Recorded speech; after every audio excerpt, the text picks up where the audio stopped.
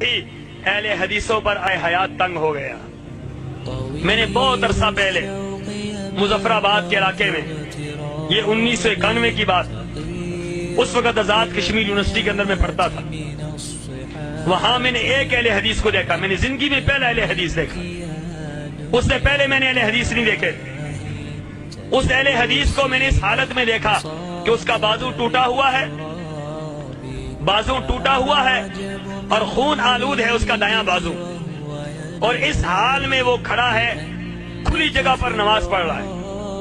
تو لوگ اس کو دیکھ کر برا کہہ رہے ہیں، کوئی کیا کہہ رہا ہے، کسی مارا ہوا تھا پہلے۔ تو میں بڑا حیران تھا، میں نے کسی سے پوچھا، میں نے کہا یہاں کیا معاملہ ہے؟ کہنے لگے جی یہ جو بندہ یہ نبی کا گستاخ ہے، یہ بندہ نبی کا گستاخ ہے۔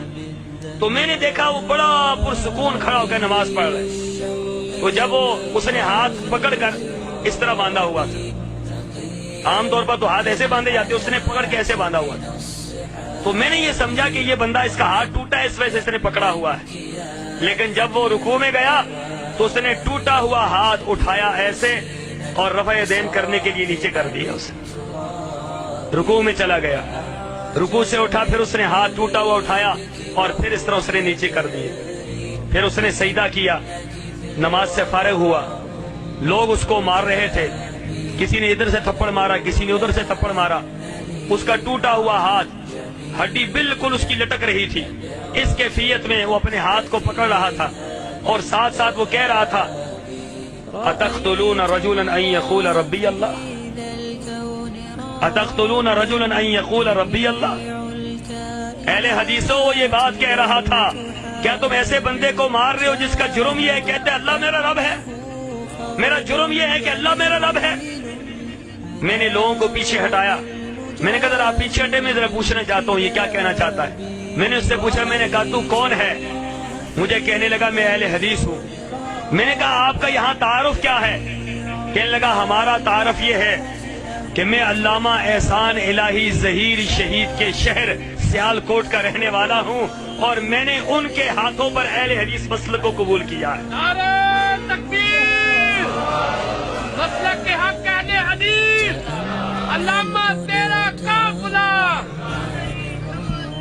نعرہ تکبیر۔ کہنے لگا میں نے ان کے ہاتھ پر اہل حدیث مسلک قبول کیا ہے۔ میں نے کہا یہ اہل حدیث کیا ہوتے ہیں؟ کہنے لگا اہل حدیث وہ ہے جو اللہ کو مانتا ہے، اللہ کے رسول کو مانتا ہے اور اس کے علاوہ کسی کو نہیں مانتا ہے۔ بات مجھے تو سمجھ آ رہی تھی لیکن لوگوں کو سمجھ نہیں آئی، لوگوں نے اور اس کو مارنا شروع کر دیا اور پیٹنا شروع کر دیا۔ میں نے وہاں پر ایک نتیجہ نکالا، میں نے کہا یہ اہل حدیث مسلک یہ تو بڑا عجیب مسلک ہے کہ اس مسلک پر آنے والے ان کے بازو ٹوٹ سکتے ہیں، ان کے پاؤں کٹ سکتے ہیں، ان کا جسم چھنی چھنی ہو سکتا ہے، لیکن یہ اپنے موقف سے رائی کے دانے کے برابر پیچھے نہیں ہٹ سکتے ہیں۔ وہ پیچھے نہیں ہٹا، لوگوں نے مار مار کے لہو لہان کر دیا، لیکن وہ کہنے لگا لوگوں جب تک میری جسم میں جان موجود ہے، میرے جسم میں روح موجود ہے، رب کعبہ کی قسم، نہ میں مسلک اہل حدیث چھوڑ سکتا ہوں اور نہ نماز کے اندر رفع دین چھوڑ سکتا ہوں۔